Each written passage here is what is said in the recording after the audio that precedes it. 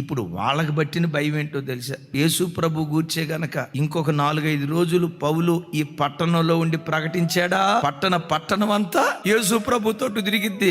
ఈ సుగుణాల సంపన్నుని గూర్చి ప్రజలు విన్నారా, ప్రజలంతా ఆయన తట్టు తిరుగుతారని చెప్పి ఇప్పుడు బోర్డు పెట్టారు. పాస్టర్లు ఎవరు మా ఊర్లోకి రాకూడదు, తాగుబోతులు రావచ్చు, 2-3 భార్యలు ఉండేవాడు రావచ్చు, 10 మంది ఉండేవాడు, వాళ్ళందరూ రావచ్చు, కానీ యేసు ప్రభును ప్రకటించే వాళ్ళు రాకూడదు. ఎందుకో తెలుసా?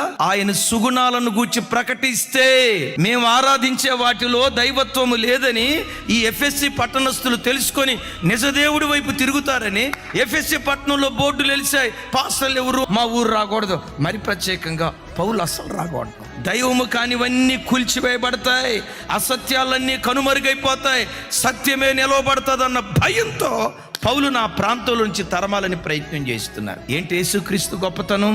సుచరిత్ర కలిగిన దేవుడు.